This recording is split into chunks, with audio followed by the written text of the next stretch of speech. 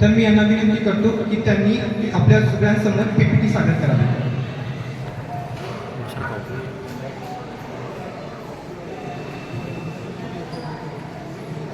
World immunisation weak 2024 म्हणजे जागतिक लसीकरण सप्ताह एप्रिलच्या शेवटच्या आठवड्यात जगभरात साजरा केला जातो.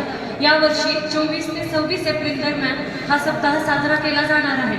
या दिवशी लोकांना लसीकरणाचे महत्त्व नेमके काय आणि लसीकरणापासून रोगांचे संरक्षण कसे होऊ शकते याचे महत्त्व पटवून देण्यासाठी हा दिन जागतिक आरोग्य संघटनेद्वारे म्हणजेच WHO द्वारे साजरा केला जातो. या दिवशी लसीकरणाबाबत अनेक ठिकाणी जनजागृती केली जाते. तर आपण पाहूया जागतिक लसीकरण सप्ताहाची यावर्षीची थीम. यावर्षी WHO द्वारे 24 ते 26 एप्रिल दरम्यान जागतिक लसीकरण सप्ताह साजरा केला जाणार आहे. तर यावर्षीची थीम मानवी शक्य लसीकरणाद्वारे जीव वाचवणे म्हणजे लाईफ थ्रू इम्युनायझेशन अशी आहे. जागतिक लसीकरण सप्ताहाचे महत्त्व काय? लहान मुले असो वा प्रौढ प्रत्येकासाठी लसीकरण अनेक रोग किंवा संसर्ग रोखण्यासाठी खूप महत्त्वाची भूमिका बजावते. कोविड-19 सारख्या साथीच्या आजारांना रोखण्यासाठी लसीकरणाची भूमिका खूप महत्त्वाची होती.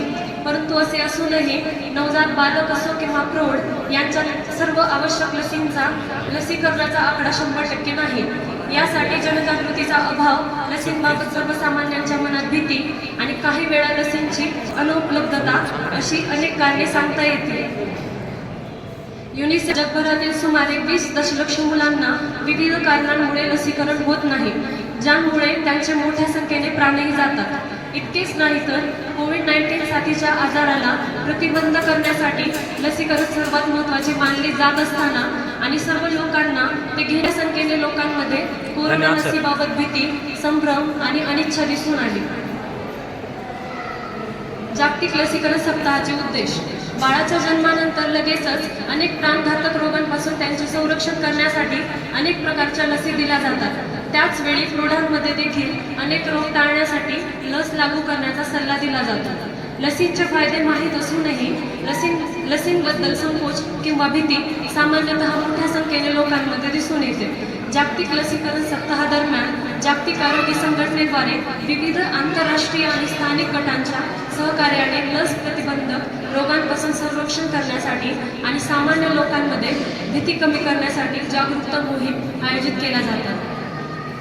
जागतिक लसीकरण सप्ताहाची उद्दिष्टे: जागतिक लसीकरण दिन हा वार्षिक कार्यक्रमाच्या पलीकडे आहे.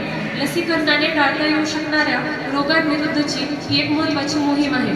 प्रमुख उद्दिष्टांमध्ये हे समाविष्ट आहे: राष्ट्रांना त्यांचा पायाभूत सुविधा आणि लसीकरण कार्यक्रम सुधारण्यास मदत करून लसीकरण कार्यक्रम वाढवणे, लसीकरणाच्या महत्त्वाबद्दल जागरूकता वाढवून ज्ञान वाढवणे, ताज्या आणि वर्धित लसीकरणांच्या निर्मितीमध्ये प्रगती करून संशोधनाला प्रोत्साहन देणे, अधिक व्यक्ती आणि गटांचे संरक्षण करण्यासाठी लसीकरणाच्या सेवनाला प्रोत्साहन देऊन लस कव्हरेजला प्रोत्साहन देणे. तर आता जाणून घेऊयात लसीकरण सप्ताहात आपला भाग महत्त्वाचा का? जागतिक लसीकरण सप्ताहात तुम्ही का सहभागी व्हावे याची विविध कारणे आहेत. तुम्ही टाकलेले प्रत्येक पाऊल जगाला भविष्याकडे एक पाऊल पुढे नेत आहे. पोलिओ व्हायरस आणि चेचक यांसारखे बहुतेक रोग लसीकरण असलेल्या देशांमध्ये यशस्वीरित्या नष्ट केले गेले आहेत. हा सप्ताह जीवघेणा रोग टाळण्यासाठी लसीकरणाच्या फायद्यांविषयी जागरूकता निर्माण करतो. बरेच लोक लसीकरण करणे टाळतात कारण त्यांना संभाव्य नकारात्मक परिणामांची भीती वाटते आणि आयोजित केली जातात जी विविध लसींच्या अल्प आणि दीर्घकालीन फायद्यांबद्दल लोकांची तर आता आपण थोडे जाणून घेऊयात लस म्हणजे काय आणि कोणकोणत्या लस घेतल्या जातात.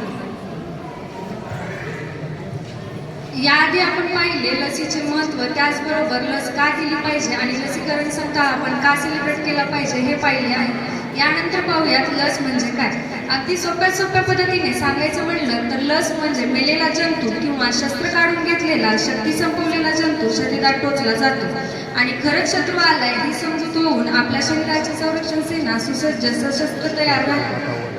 म्हणजे जेव्हा खरा शत्रू येईल तेव्हा त्यांनी शरीराला इजा करायच्या आधीच त्याला संपवून टाकलं जातं.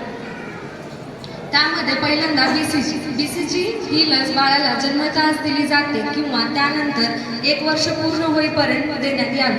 BCG लस ट्युबरक्लोसिस म्हणजे क्षयरोग होऊ नये म्हणून दिली जाते. मानवी मृत्यूमध्ये क्षयरोगाचा सर्वात मोठा वाटा आहे. बाळ जन्मल्यानंतर किंवा ते एक व्यक्तीचा डोस 0.10 मिली इतका डोस देण्यात यावा. त्यानंतर हिपॅटायटिस बी ही लस सुद्धा बाळ जन्मल्याच्या नंतर देण्यात यावी. हिपॅटायटिस बी लस ही हिपॅटायटिस बी या विषाणूमुळे यकृतात होणारा संसर्ग रोखण्यासाठी दिली जाते. बाळाचा जन्म झाल्यावर ही लस जितक्या शक्य होईल तितक्या लवकर देण्यात यावी. 24 तासांच्या आत 0.5 मिली इतका डोस देण्यात यावा. या लसीचे नंतर 2 ते 3 डोस दिले जातात. यानंतर पोलिओ ही लस बाळाला जन्मतः त्यानंतर 6व्या आठवड्यात, 10व्या आठवड्यात आणि 14व्या आठवड्यात देण्यात यावी. पोलिओमायलायटिस हा P1, P2, P3 या 3 प्रकारच्या पोलिओ व्हायरसमुळे होतो. त्याला रोखण्यासाठी ही लस तोंडावाटे दिली जाते. या लसीचे 2 थेंब बाळाला पाजले जातात.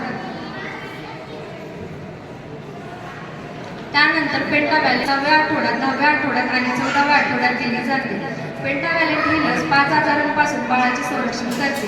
यामध्ये डिप्थेरिया म्हणजे गटसर्प, पर्टुसिस म्हणजे डांग्या खोकला, टिटॅनस म्हणजे धनुर्वात, हिपॅटायटिस बी आणि ज्वराचा समावेश असतो. ही लस 0.5 मिली इतकी देण्यात येते. त्यानंतर रोटाव्हायरस लस ही लस 6व्या आठवड्यात, 10व्या आठवड्यात आणि 14व्या आठवड्यात देण्यात येते. रोटाव्हायरस हा बहुतांश विकसनशील देशामध्ये लहान मुलांना होणारा आजार आहे. त्यामुळे गंभीर डायरिया होऊ शकतो. बाळ 1 वर्षाचे होईपर्यंत या विषाणूमुळे ते आजारी पडण्याची शक्यता असते. बाळाला या लसीचे 5 थेंब पाजले जातात.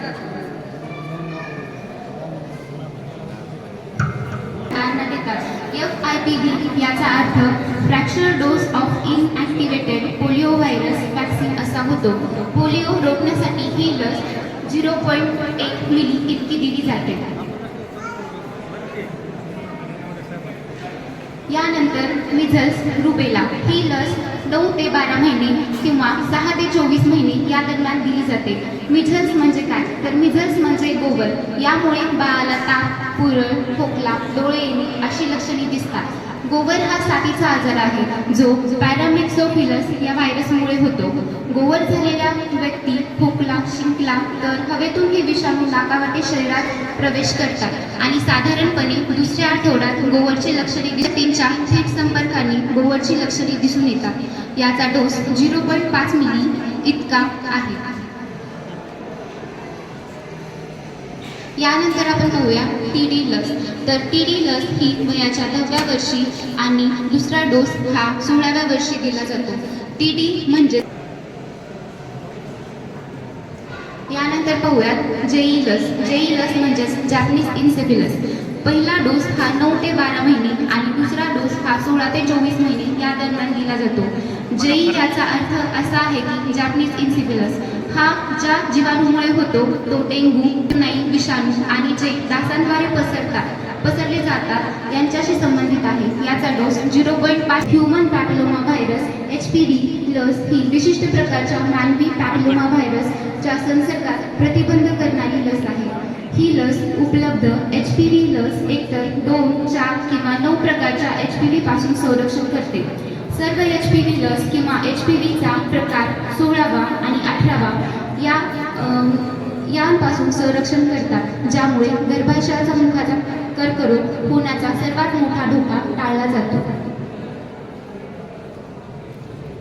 यानंतर HIV लस. HIV लस ही एक संभाव्य लस आहे जी एकतर प्रतिबंधात्मक लस किंवा उपचारात्मक लस असू शकते. याचा अर्थ ती एकतर व्यक्तींना HIV ची लागण होण्यापासून संरक्षण करेल किंवा HIV संक्रमित व्यक्तींवर उपचार करेल. यानंतर पाहूया कोविड-19 लस. कोविड-19 याला एक महामारी म्हणून आपण ओळखले जातो. ज्यावेळेस कोविड-19 ही लस नव्हती त्यावेळेस आपण पाहिलं की खूप जणांचे प्राण जात होते. तर कोविड-19 लस ही एक गंभीर तीव्र श्वसन आजार उद्भवण्यासाठी कोरोना व्हायरस विरुद्ध रोग उद्देशाने ही लस दिली जाते. तर या सर्व लसींचे महत्त्व सांगण्याचा हाच एक उद्देश आहे की या सर्व आजारांवर मात करण्यासाठी लस ही गरजेची आहे. तर लसीकरणाला देऊ साथ, आजारांवर करू मात. लसीकरणाला देऊ साथ, आजारांवर करू मात. लसीकरण आहे मोलाचे, शस्त्र आजारांना दूर ठेवण्याचे. लसीकरण आहे मुलाचे शस्त्र आजारांना दूर ठेवण्याचे. लसीकरणाची जादूनारी देई रोग प्रतिकारशक्ती लय भारी. त्यामुळे लस घ्या आणि निरोगी राहा.